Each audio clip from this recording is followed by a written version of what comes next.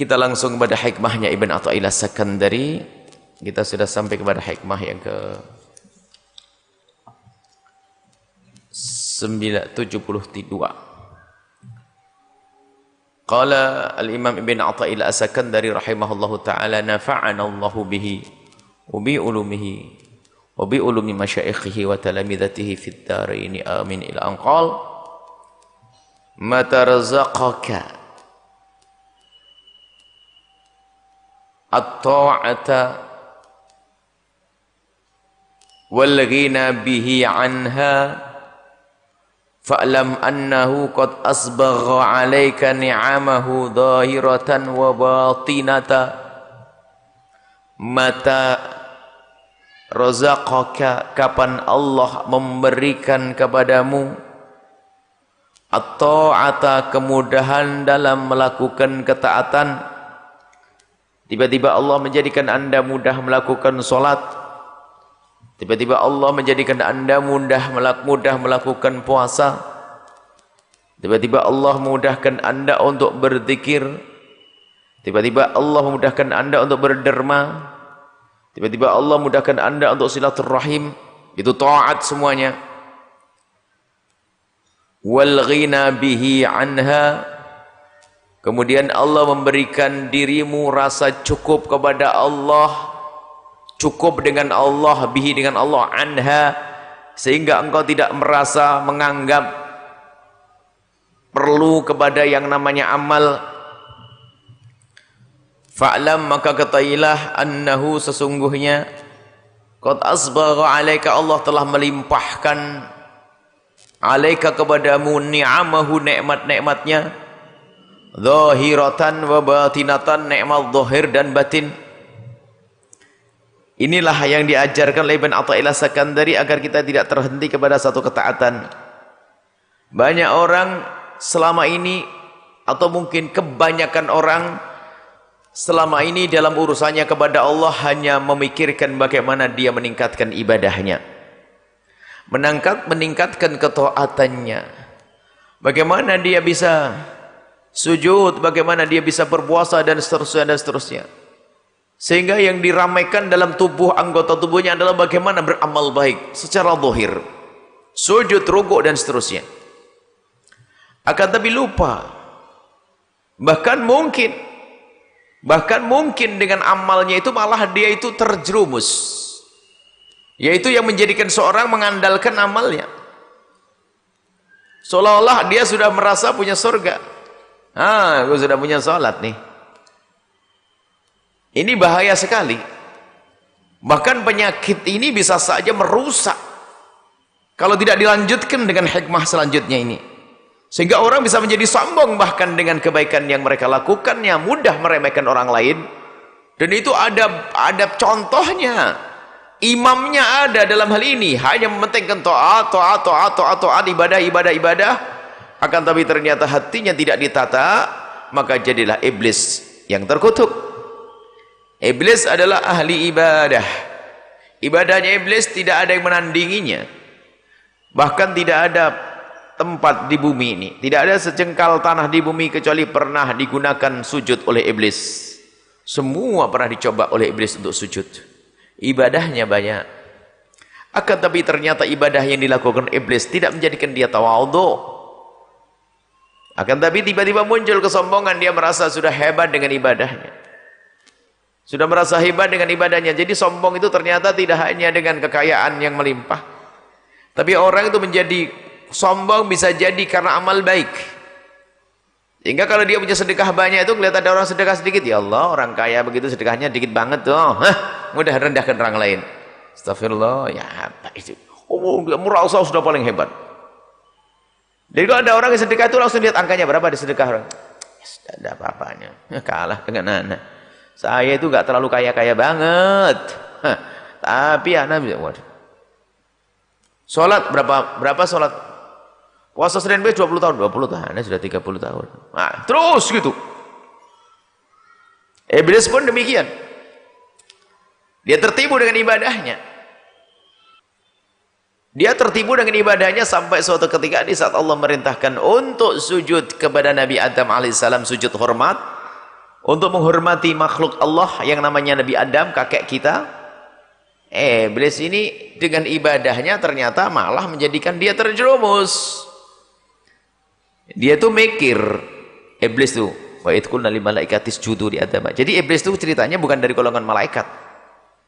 Iblis ya iblis, cuman karena ibadahnya iblis itu luar biasa, maka oleh Allah diangkat, dikumpulkan bersama para malaikat, jadi persis seperti malaikat. Maka waktu Allah menyuruh malaikat, di dalamnya ada iblis. Sujudlah kalian semua wahai para malaikat kepada Adam yang aku ciptakan. Fasajadu, mereka sujud semuanya para malaikat. Illa iblisa, kecuali iblis. Aba wastakbara, sombong iblis tuh. Kenapa iblis sombong? Dia mikir, kok bisa? Ini gimana ceritanya? Kok saya disuruh sujud kepada Adam ini? Adam ini kan baru diciptakan oleh Allah, belum punya prestasi. Aneh, prestasi sudah hebat. Sampai saya itu bukan golongan malaikat, diangkat malaikat. Adam ini apa? Malaikat bukan. Ibadah belum ada, sujud belum punya. Saya sudah ribuan tahun sujud, suruh tuh hormat pada Adam, enggak deh. Hati-hati. Banyak di antara kita kalau sudah merasa baik, jago ngaji, jago tahajud, jago ibadah, memandang orang lain merendahkan. Bahasanya istighfar, astagfirullahaladzim, tapi istighfar ngejek itu. Astagfirullah, astagfirullah. Istighfar ngejek, Masya Allah. Hati-hati. Itu karena kebaikan yang dilakukan. Bahaya sekali itu. Masuk wilayah ujub. Tidak tahu bahasanya karunia ibadah itu dari siapa? Allah. Tidak tahu yang menjadikan dia bisa sujud adalah Allah. Tidak tahu yang bisa menjadikan dia bisa bangun malam Allah. Dia tidak sadar seolah dia bisa dengan dia. Sombong dia. Ini bahaya. Maka iblis terkutuk karena itu semuanya. Maka waspadalah dengan amal baik. Memang langkah pertama harus kita itu berusaha untuk beramal baik. Beramal baik. Kalau enggak punya amal baik, enggak ada sifat kemuliaan setelah itu. Bicara dulu amal baik. Bagaimana cara agar aku bisa tahajud? Manajemen waktunya yang benar. Bagaimana aku bisa menghatam Al-Quran? Manajemen waktunya yang benar. Bagaimana aku bisa ngaji istiqomah? Manajemen waktu yang benar. Rapat kan bisa ditunda. Bisnis kan ada waktu lagi. Seminggu sekali saja kok. Ibaratnya begitu. Manajemen waktu. Ditata, diatur semuanya. Tapi tidak cukup setelah itu. Setelah orang memanage, seorang berusaha untuk sampai ibadah, nggak cukup, harus lanjutkan hikmahnya. Akan kita baca setelah itu. Yang jelas banyak orang berhenti sampai di sini, hanya memperbanyak toatnya. Ibadah akan, tapi ternyata diam-diam begitu mudahnya dia merendahkan siapapun. Ini bahaya. Jadi kalau dia punya sholat tuh lihat orang sholat di bawahnya tuh, orang sehat sholatnya kok sedikit. Orang kaya sedekahnya cuma segitu, sibuk menilai orang lain. Ini banyak terjadi yang demikian ini. Sebab dia imamnya iblis. Tapi hamba terkasih Allah, semakin dekat kepada Allah, semakin tawadhu dia. Semakin banyak ibadahnya, semakin tawadhu. Mungkin dia adalah orang yang ahli sholat di tengah malam. Kemudian lihat orang yang belum sholat, nggak akan merendahkan. Mungkin dia capek. Atau mungkin dia telah sholat sebelum aku terbangun. Nggak gampang merendahkan. Ada orang sedekah sedikit, mungkin sedekah yang disembunyikan lebih banyak dan saya tidak tahu. Terus begitu. Di sisi lain memang kita perlu mengajak orang, ayo sedekah, ayo sholat, ayo ibadah. Ini bapak ngajak. Yang repot bapak membandingkan antara aku dengan dia, itu masalah. Merendahkan orang lain. Sombong yang tersembunyi di balik kebaikan yang mereka lakukan, dan ini banyak terjadi. Kalau sudah merasa jadi ustadz atau ustadzah itu sudah kalau tidak punya hati yang benar, sudah jalannya beda. Lihat orang tuh kayak jelek semuanya. Aduh, Allah neraka semuanya. Astagfirullah, ini haram tuh. Allah merendahkan. Tapi orang yang hatinya dengan Allah, dengan kebaikan yang mereka lakukan, ternyata semakin takut dia kepada Allah Subhanahu wa taala. Di saat melihat hamba Allah pun dengan penuh kasih sayang dan cinta. Mungkin lihat orang mabuk, orang berjudi, dia akan sedih dan memohon, ya Allah, itu sahabatku, itu tetanggaku, itu saudaraku, itu berzina, ya Allah, itu mabuk, ya Allah, ampuni dia dan berikan petunjuk. Dia akan seperti itu. Bukan tambah sombong, hati-hati. Maka koreksi masing-masing dari kita, kalau ternyata ibadah kita yang banyak, semakin kita kurang ajar kepada orang tua, semakin gak benar sama istri, merendahkan istri, semakin gak benar sama suami, semakin gak benar sama sesama, jangan-jangan dia temannya iblis. Sebab orang beribadah kepada Allah itu akan merasa semakin dirinya tawadhu, gak akan merendahkan siapapun. Dan jangan jadi orang tertipu. Maka Ibn Athaillah melanjutkan, awas, wal ghina bihi anha, memang kita beribadah banyak, tapi jangan mengandalkan ibadahmu lalu mentang-mentang sudah ibadah lalu langsung dapat tiket surga. Jangan begitu. Akan tapi beribadahlah, itu perintah yang Allah berikan. Kemudian setelah itu menggantunglah kepada Allah. Sehingga di dalam bab lain, hikmah yang lain disebutkan tentang hal-hal bahasanya jangan sampai kita ini dengan ibadah kita sudah merasa kemana-mana sudah nenteng surga. Kita masuk surga karena kasih sayang Allah subhanahu wa ta'ala, bukan karena transaksi. Ya Allah, aku beli surga, aku sudah sholat, mana surgaku? Enggak. Kita harus punya adab kepada Allah. Kita melakukan sholat karena kita diperintahkan oleh Allah. Surga babnya beda. Jadi kalau sudah kita beribadah maksimal, kemudian setelah itu kita tidak sombong dengan ibadah kita, itulah orang yang benar, yang diberi oleh Allah nikmat lahirnya lahir ibadah, batin tidak sombong dan mengandalkan amalnya. Makna tidak boleh mengandalkan amal bukan berarti kita tidak beramal, itu salah faham. Jangan sampai lalu berkata kalau amal nggak berguna untuk apa? Bukan begitu. Jangan sampai amal baik yang selama ini kita lakukan menjadikan kita sombong. Akan tapi seharusnya orang beriman setelah dia beramal baik, dia bersyukur kepada Allah karena yang menjadikan dia sholat adalah Allah, sehingga dia tidak akan menganggap amal itu ada. Semakin bergantung kepada Allah, tidak menyandarkan amalnya, karena dia akan berpikir, aku bisa wudhu karena Allah kasih tangan, Allah kasih air, aku bisa bersedekah karena Allah kasih rezeki, sehingga dia tidak merasa tidak punya apa-apa.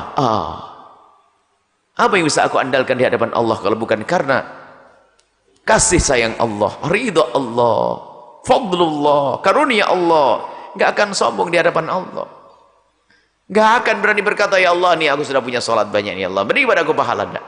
Maka ini ada dua. Yang pertama, ibadah zahir itu harus, makanya itu nikmat zahiratan.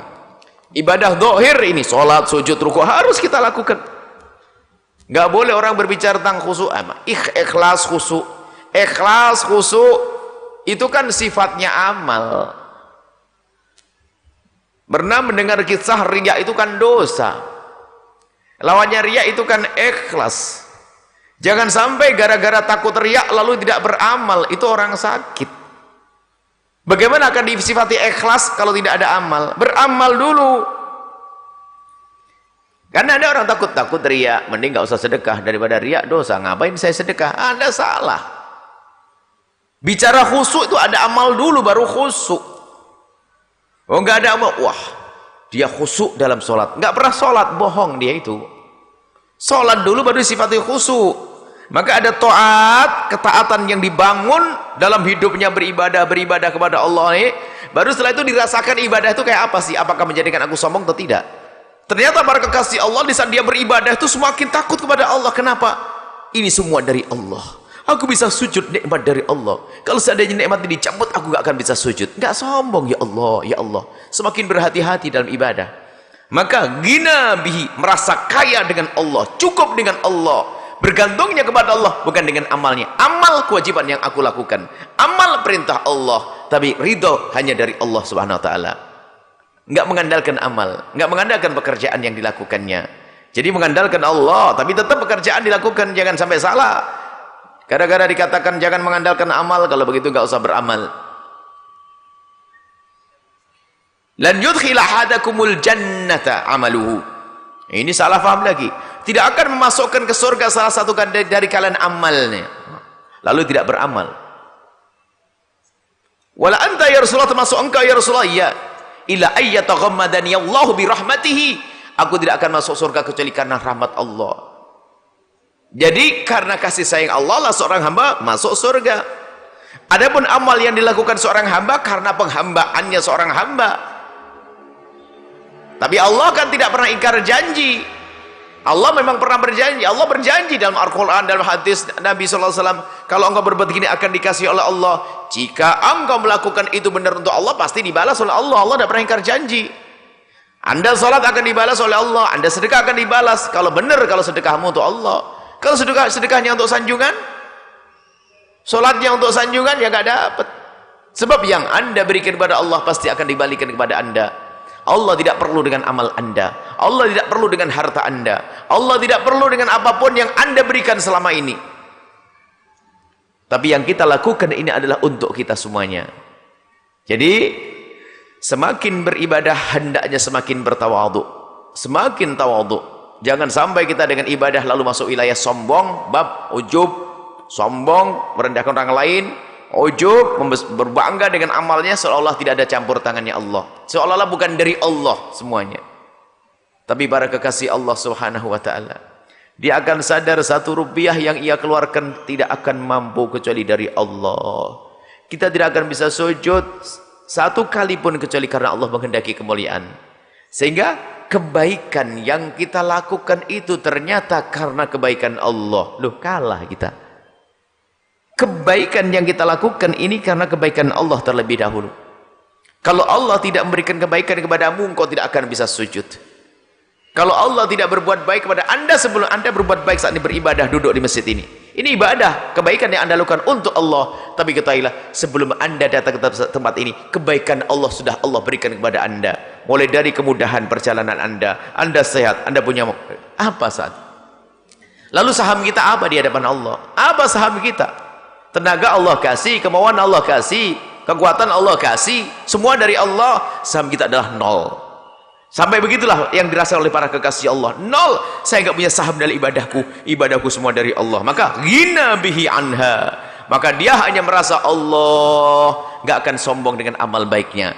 Kalau sudah Allah memberikan kepadamu 2 hal ini, ibadahmu kenceng, lalu kesadaranmu bahwasanya bergantungmu hanya kepada Allah, yang engkau andalkan hanya Allah, maka ketahuilah engkau telah diberi oleh Allah. Kata bin Athaillah, asbaha alaika, Allah telah memberikan kepadamu ni'amahu, nikmat zahiratan wa batinatan, sempurna.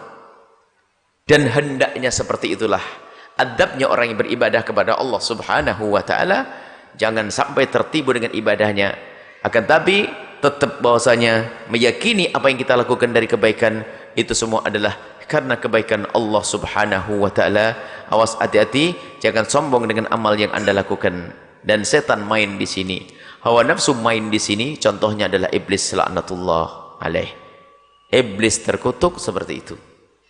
Maka waspada, jika Anda memang benar berbuat baik karena Allah, Anda akan semakin lembut dengan hamba Allah. Koreksi diri Anda sendiri. Diriku, kalau ternyata kita semakin baik, kalau semakin merendahkan tetangga, kebaikan kita belum benar. Jangan-jangan bohong. Pengen disebut dia orang paling dermawan, pengen disebut orang paling banyak sedekah. Sama tetangga enggak baik. Suami senang sedekah sama istri enggak baik. Istri senang sedekah sama suami enggak baik. Sedekahnya ada terima dosanya yang banyak. Suami senang sedekah tapi enggak baik sama istri, enggak diterima. Banyak solatnya orang, Masya Allah, tahajudnya banyak. Awas, hati-hati. Imam Ghazali mengingatkan yang jago ibadah ini biasanya lesannya nyelekit dan tidak sadar. Yang punya hafalan Quran nggak sadar karena merasa sudah punya. Kalau ngomong sama orang seenaknya karena dianggap rendah semuanya. Ngomongin seenaknya, hati-hati. Rankingnya ahli ibadah dalam orang-orang yang tertipu adalah ranking yang kedua. Yang pertama ahli ilmu. Allah, serem banget. Kita baca beberapa tahun yang lalu tentang orang tertipu. Ranking kedua adalah ahli ibadah. Ahli ibadah, kadang-kadang dengan ibadahnya itu gak sadar. Gak sadar. Kadang yang gak jahatnya itu luar biasa. Jahat sama bapaknya, sama ibunya, sama suaminya. Gak sadar, hati-hati. Dan semakin kencang, setan senang. Ayo sujud yang banyak, sedekah yang banyak, ente sama saya, ayo tepuk tangan terus. Dan tidak sadar itu Imam Ghazali waktu menjelaskan itu. Makanya waktu kita membaca Al-Kasfu wa Tabyin itu, fi ghururil khalqi ajmain. Di Kasyfut Tabiin itu kayak ditempelengi semuanya dari kita. Itu memang kita perlu dibaca oleh semua, dari kalangan ahli ilmu, kemudian ahli ibadah, kemudian setelah itu ada tujar, hukam, semuanya ada rentetannya tuh. Perlu kita belajar koreksi diri kita sendiri. Usikum wa nafsi bitaqwallah. Aku berwasiat untuk kepada semuanya dan juga kepada diri saya sendiri agar semakin bertakwa kepada Allah Subhanahu wa taala. Wallahu a'lam bissawab.